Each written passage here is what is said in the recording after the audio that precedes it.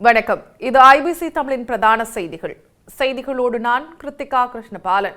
முதலில் தலைப்புச் செய்திகள். முன்னாள் ஜனாதிபதி ரணில் மற்றும் சஜித் இடையே விரைவில் நேரடி சந்திப்பு. சீனாவின் ஆதரவுக்கு நன்றி கூறிய ஜேவிபி ஒத்துழைப்பை வளர்க்கவும் தயார். புதிய கல்வி சீர்திருத்தம் நடைமுறைக்கு சாத்தியமில்லை. சஜித் பகிரங்கம்.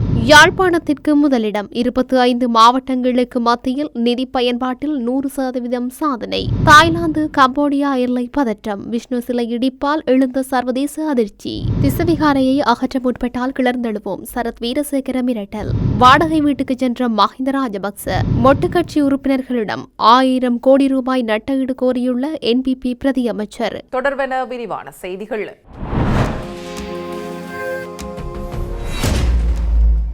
முன்னாள் ஜனாதிபதி ரணில் விக்ரமசிங்க மற்றும் எதிர்க்கட்சித் தலைவர் சஜித் பிரேமதாஸ் ஆகியோருக்கிடையே விரைவில் நேரடி சந்திப்பொன்று நடைபெற உள்ளதாக தகவல்கள் வெளியாகியுள்ளன.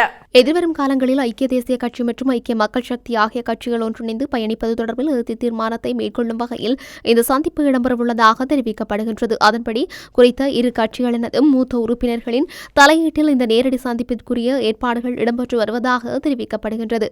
எதிர்வரும் தேர்தல்களுக்காக ஐக்கிய தேசிய கட்சி மற்றும் ஐக்கிய மக்கள் சக்தி ஆகிய இரு கட்சிகளும் இணைந்து பயணிப்பது தொடர்பில் ஆராய்வதற்காக இரு கட்சிகளில் இருந்தும் பேச்சுவார்த்தைகளுக்காக குழுக்கள் அமைக்கப்பட்டிருந்தன. குறித்த குழுக்கள் இணைந்து பல தடவைகள் பலகட்ட பேச்சுவார்த்தைகளில் ஈடுபட்டு இணைந்து பயணிப்பதாக தீர்மானம் மேற்கொள்ளப்பட்டது. எனினும் தனிக்கட்சியாக இணைவதா அல்லது கூட்டணி அமைப்பதா என்பது தொடர்பில் தீர்மானங்கள் எதுவும் மேற்கொள்ளப்படவில்லை. இந்த நிலையில் தற்போது ஐக்கிய தேசிய கட்சியுடன் இணைந்து அக்கட்சியின் தலைமை பொறுப்பை எதிர்க்கட்சித் தலைவர் சஜித் பிரேமதாச ஏற்க வேண்டும் என்று யோசனை முன்வைக்கப்பட்டுள்ளது. சஜித் தலைமை பதவி வகிக்கும் அதேவேளை ரணில் உயர்மட்ட ஆலோசகராக பதவி வகிப்பார் என்ற யோசனையும் முன்வைக்கப்பட்டுள்ளது. இவ்வாறான பின்னணியிலேயே ரணில் விக்ரமசிங்க மற்றும் சஜித் பிரேமதாச ஆகியோரிடையே விரைவில் நேரடி சந்திப்பொன்று நடைபெறவுள்ளதாக தகவல்கள் வெளியாகியுள்ளமையும் இங்கு குறிப்பிடத்தக்கது. இலங்கையில் டெட்வா சூறாவளியின் தாக்கத்தால் பாதிக்கப்பட்ட மக்களுக்கு சீன அரசாங்கம் வழங்கிய உதவி மற்றும் ஆதரவிற்கு ஜேவிபியின் பொதுச் செயலாளர் டில்வின் சில்வா தனது நன்றியை தெரிவித்தார். சீன கம்யூனிஸ்ட் கட்சியின் உயர்மட்ட குழுவும் மக்கள் விடுதலை முன்னணியின் பொதுச் செயலாளர் டில்வின் சில்வா உள்ளிட்ட ஜேவிபி தலைவர்கள் குழுவும் நேற்று பிற்பகல் கட்சி தலைமையகத்தில் சந்திப்பொன்றை நடத்தியிருந்தன. இதன்போது சீன கம்யூனிஸ்ட் கட்சிக்கும் மக்கள் விடுதலை முன்னணிக்கும் இடையிலான நீண்டகால நட்பு மற்றும் ஒத்துழைப்பு தொடர்பில் கலந்துரையாடப்பட்டது. ஜனாதிபதி அனுரகுமார திசாநாயக்கவின் சீன விஜயத்தின் போது கையெழுத்திடப்பட்ட புரிந்துணர்வு ஒப்பந்தத்தின்படி 2025 மேற்கொள்ளப்பட்ட ஒத்துழைப்பு நடவடிக்கைகள் தொடர்பில் கலந்துரையாடப்பட்டது. எதிர்வரும் ஆண்டில் சீன கம்யூனிஸ்ட் கட்சிக்கும் மக்கள் விடுதலை முன்னணிக்கும் இடையிலான ஒத்துழைப்பை மேலும் வலுப்படுத்துவதற்கான தேவைகள் மற்றும் நடவடிக்கைகள் குறித்து இரு தரப்பினரும் இதன்போது கலந்துரையாடினார். இதன்போது மக்கள் விடுதலை முன்னணியை பிரதிநிதித்துவப்படுத்தி தொழில் மற்றும் தொழில் முனைவோர் மேம்பாட்டு அமைச்சர் சுனில் ஹந்துநெத்தி, வர்த்தகம், உணவு பாதுகாப்பு மற்றும் கூட்டுறவு மேம்பாட்டு அமைச்சர் வசந்த சமரசிங்க மற்றும் பலர் கலந்து கொண்டமையும் இங்கு குறிப்பிடத்தக்கது. எதிர்வரும் ஜனவரி மாதம் முதல் புதிய கல்வி சீர்திருத்தத்தை நடைமுறைப்படுத்துவது நடைமுறைக்கு சாத்தியமில்லை என எதிர்க்கட்சித் தலைவர் சஜித் பிரேமதாச தெரிவித்துள்ளார். ஐக்கிய மக்கள் சக்தியால் முன்னெடுக்கப்படும் நிகழ்வு ஒன்றில் நேற்று கலந்து கொண்டு உரையாற்றும் போதே அவர் இந்த விடயத்தினை குறிப்பிட்டுள்ளார். அவர் மேலும் தெரிவித்ததாவது, மக்களினதும் பாடசாலை மாணவர்களினதும் மனநிலைகள் குறித்து நாம் சிந்தித்து பார்க்க வேண்டும். அவர்களினது அடிப்படை உரிமைகளை மீறக்கூடாது.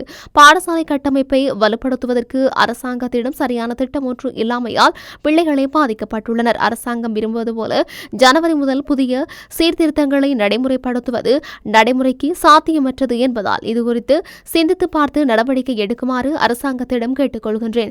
இத்தருணத்தில் மக்கள் எந்தளவு உதவியற்றவர்களாக காணப்படுகின்றனர் என்பதை அரசாங்கம் புரிந்து கொள்ள வேண்டும். சர்வதேச தொழிலாளர் அமைப்பின் கூற்றுப்படி இந்த பேரழிவால் 3,74,000 தொழில்கள் பாதிக்கப்பட்டுள்ளன. 23% விவசாய காணிகளும் 35% தேயிலை தோட்டங்களும் இதனால் பாதிக்கப்பட்டுள்ளன. மாதத்திற்கு $48 மில்லியன் அமெரிக்க வருமான இழப்பு ஏற்பட்டுள்ளதாகவும் மதிப்பிடப்பட்டுள்ளது. சிறிய தேயிலை தோட்ட உரிமையாளர்களின் தேயிலை காணிகள் கூட அழிந்து போயுள்ளன. அரசாங்கம் பேசிக் கொண்டிருக்காமல் மக்களுக்கு வழங்கிய வாக்குறுதிகளின் வழிமுறைக்கு ஏற்ப நடந்து கொள்ள வேண்டும் என்று அவர் மேலும் தெரிவித்துள்ளார். 2025 ஆண்டிற்கான பன்முகப்படுத்தப்பட்ட பாதீட்டு நிதியை முழுமையாக பயன்படுத்தியதன் அடிப்படையில் யாழ்ப்பாண மாவட்டம் முதலாவது இடத்தை பெற்றுள்ளது. 25 மாவட்டங்களுக்கு மத்தியில் யாழ்ப்பாண மாவட்டம் 100% முன்னேற்றத்தை காண்பித்து முதலாவது இடத்தை பெற்றுள்ளது. 2025ஆம் ஆண்டுக்கான பன்முகப்படுத்தப்பட்ட பாதிட்டு நிதியின் பயன்பாடு மற்றும் பௌதீக ரீதியிலான முன்னேற்றத்தின் அடிப்படையில் இந்த தரப்படுத்தல் மேற்கொள்ளப்பட்டுள்ளது. யாழ்ப்பாண மாவட்ட அபிவிருத்தி திட்டங்களின் முன்னேற்றம் தொடர்பான கூட்டத்தில் அரசாங்க அதிபர் மருதலிங்கம் பிரதீபன் இந்த விடயத்தை அறிவித்துள்ளார். இந்த நிலையில் யாழ்ப்பாண மாவட்டத்தில் நடைமுறைப்படுத்தப்பட்டு வரும் மாவட்ட அபிவிருத்தி, கிராமிய அபிவிருத்தி, வாழ்வாதார கிராமிய அபிவிருத்தி, வீதி அபிவிருத்தி, தேசிய வீடமைப்பு அபிவிருத்தி அதிகார சபையின் வீடமைப்பு, தேசிய ஒருமைப்பாட்டினை மேம்படுத்தும் கருத்திட்டங்கள், நகர அபிவிருத்தி ஆகிய திட்டங்களின் முடிவுறுத்தாத திட்டங்கள் தொடர்பாகவும் இந்த தரப்படுத்தலின் போது ஆராயப்பட்டுள்ளன. கம்போடியாவின் எல்லை பிரச்சினை நீடித்து வரும் நிலையில் தாய்லாந்து ராணுவ வீரர்கள் கம்போடிய பகுதியில் இருந்த விஷ்ணு சிலையை இடித்து அகற்றியது அதிர்ச்சியை ஏற்படுத்தியுள்ளது. தென்கிழக்கு ஆசிய நாடுகளான தாய்லாந்து மற்றும் கம்போடியா இடையே எல்லை பிரச்சினை நீடித்து வருகின்றது. இந்த நிலையில் கம்போடியாவின் பிரேவ் விஹார் பகுதியில் விஷ்ணு சிலை அமைக்கப்பட்டுள்ளது. கடந்த 2013 தனது பிரதேசமாக தாய்லாந்து கருதும் இந்த விடயத்தில் கம்போடிய ராணுவம் 29 அடி உயரத்தில் சிலையை நிறுவியது. இரு நாடுகளும் புத்த மதத்தை பின்பற்றிலும் புத்தரின் அவதாரமாக இந்து கடவுள் விஷ்ணுவை கருதுகின்றனர். இது தொடர்பான வழக்கில் 1962 தீர்ப்பளித்த சர்வதேச நீதிமன்றம் இந்த சிலை உள்ள பகுதியை கம்போடியாவுக்கு சொந்தமானதாக அறிவித்தது. இந்த தீர்ப்பை தாய்லாந்து ஏற்க மறுத்து வருகின்றது. இந்த நிலையில் 29 அடி உயரமான இந்த விஷ்ணு சிலையை தாய்லாந்து ராணுவத்தினர் இடித்து அகற்றியுள்ளனர். இதனால் இரு நாடுகளிடையே பதற்றம் ஏற்பட்டுள்ளது. இதுகுறித்து தாய்லாந்து அரசு கூறுகையில் இது மத பிரச்சனை அல்ல, எல்லை பிரச்சனை என்று தெரிவித்துள்ளது. யாழ்ப்பாணம் தையிட்டி திஸ்ஸவிகாரை விடயத்தில் எமது பொறுமையை மீண்டும் மீண்டும் சோதிக்கக்கூடாது. இலங்கை பௌத்த நாடு என்பதை தமிழ் அரசியல்வாதிகள் ஏற்க வேண்டும் என்று ஸ்ரீலங்கா பொதுஜன பெரமுனவின் சிரேஷ்ட உறுப்பினரான சரத் வீரசேகர தெரிவித்தார். இது தொடர்பில் ஊடகங்களிடம் அவர் மேலும் தெரிவித்ததாவது, திஸ்ஸவிகாரைக்கு அழுத்தம் கொடுத்து அதனை அகற்றுவதற்கு முற்பட்டால் அதற்கு எதிராக நாங்கள் கிளர்ந்தெழுவோம். யாழ்ப்பாணத்தில் இராணுவத்தின் வசமிருந்த காணியில் 98% விடுவிக்கப்பட்டுள்ளது. எனவே திஸ்ஸவிகாரை தொடர்பில் அநீதியான தகவல்களை பரப்பக்கூடாது. இலங்கை பௌத்த நாடு என்பதை கஜேந்திரகுமார் பொன்னம்பலம், சிவஞானம் ஸ்ரீதரன் உள்ளிட்டோர் புரிந்து கொள்ள வேண்டும். இதனை அனைவரும் ஏற்றுக்கொள்ள வேண்டும். திஸ்ஸவிகாரையில் பௌத்த மக்களுக்குரிய வழிபாட்டு உரிமை மறுக்கப்படுகின்றது. அதற்கு எதிராக கஜேந்திரகுமாரின் ஆட்கள் வந்து போராட்டம் நடத்துகின்றனர். ஆனால் இவர்கள் கொழும்புக்கு வந்து சுதந்திரமாக கோயிலுக்கு செல்லும் நிலை காணப்படுகின்றது. இலங்கை பௌத்த நாடு என்பதால் தான் இது சாத்தியப்படுகின்றது. இலங்கையில் வேறொரு மதம் பெரும்பான்மையாக இருந்திருந்தால் அந்த மதத்துக்கு எதிராக செயற்பட்டுவிட்டு சுதந்திரமாக இருக்க முடியுமா? பௌத்த தர்மம் ஊடாக வழங்கப்பட்ட போதனைகளால் தான் பொறுமை காக்கின்றோம். வடக்கு கிழக்கில் உள்ள பௌத்த மரபுரிமைகளை நாசமாக்கும் நிகழ்ச்சி நிரல் முன்னெடுக்கப்படுகின்றது என்றும் குறிப்பிட்டுள்ளார். முன்னாள் ஜனாதிபதி மஹிந்த ராஜபக்ஷ தற்போது கொழும்பு நுகேகொட பகுதியில் உள்ள வீடொன்றில் வாடகைக்கு தங்கியுள்ளதாக செய்திகள் வெளியாகியுள்ளன. முன்னாள் ஜனாதிபதிகளுக்கான உத்தியோகபூர்வ இல்ல வசதியை அரசாங்கம் ரத்து செய்த பின்னர் அதுவரை விஜயராமவில் உள்ள உத்தியோகபூர்வ இல்லத்தில் தங்கியிருந்த மஹிந்த ராஜபக்ச செப்டம்பர் 11ஆம் தேதியன்று வீட்டை விட்டு வெளியேறினார். தாங்கல்ல பகுதியில் உள்ள இல்லத்தில் வசித்து வந்த பின்னர் கடந்த வாரம் நுகேகொடை பகுதியில் உள்ள வீடொன்றிற்கு திரும்பியுள்ளார். அரசியல் நடவடிக்கைகள் மற்றும் மருத்துவ வசதிகளை பெறுவதில் உள்ள எளிமையை கருத்தில் கொண்டு இந்த நடவடிக்கை எடுக்கப்பட்டுள்ளதாக தெரிவிக்கப்பட்டுள்ளது. குறித்த வீடு அவரது நண்பருக்கு சொந்தமானது எனவும் குத்தகை அடிப்படையில் வாங்கப்பட்டுள்ளதாகவும் செய்திகள் வெளியிடப்பட்டுள்ளது. பொதுமக்கள் பாதுகாப்பு பிரதி அமைச்சர் சுனில் வட்டகல ஸ்ரீலங்கா பொதுஜன பெரமுனவின் செயற்பாட்டாளரான மஹிந்த பத்ரனுக்கு எதிராக கடுவலை மாவட்ட நீதிமன்றத்தில் அவதூறு வழக்கு தாக்கல் செய்துள்ளதாக தகவல் வெளியாகியுள்ளது.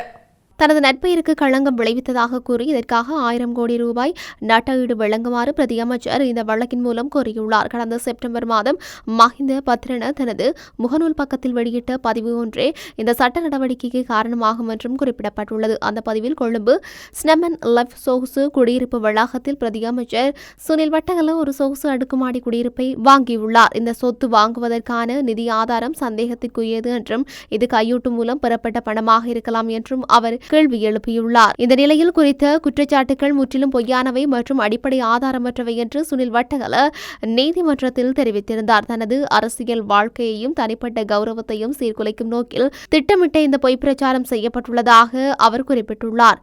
சச்சின் ரத்வத்த என்ற பெயரிலான ஒரு முகநூல் கணக்கை மேற்கோள் காட்டியே மஹிந்த பத்திரன இந்த பதிவையிட்டுள்ள நிலையில் அந்த கணக்கின் நம்பகத்தன்மையையும் தற்போது கேள்விக்குள்ளாக்கப்பட்டுள்ளது. செய்திகளின் நிறைவாக மீண்டும் தலைப்புச் செய்திகள். முன்னாள் ஜனாதிபதி ரணில் மற்றும் சஜித் இடையே விரைவில் நேரடி சந்திப்பு. சீனாவின் ஆதரவுக்கு நன்றி கூறிய ஜேவிபி ஒத்துழைப்பை வளர்க்கவும் தயார். புதிய கல்வி சீர்திருத்தம் நடைமுறைக்கு சாத்தியமில்லை. சஜித் பகிரங்கம். யாழ்ப்பாணத்திற்கு முதலிடம். 25 மாவட்டங்களுக்கு மத்தியில் நிதி பயன்பாட்டில் 100% சாதனை. தாய்லாந்து கம்போடியா எல்லை பதற்றம். விஷ்ணு சிலை இடிப்பால் எழுந்த சர்வதேச அதிர்ச்சி. திசவிகாரையை அகற்ற முற்பட்டால் கிளர்ந்தெழுவோம். சரத் வீரசேகர மிரட்டல். வாடகை வீட்டுக்கு சென்ற மஹிந்த ராஜபக்ச. மொட்டு கட்சி உறுப்பினர்களிடம் 1000 கோடி ரூபாய் நட்டஈடு கோரியுள்ள என்பிபி பிரதி அமைச்சர். இத்துடன் ஐபிசி தமிழின் பிரதான செய்திகள் நிறைவு பெற்றன.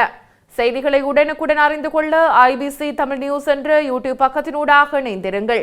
வணக்கம்.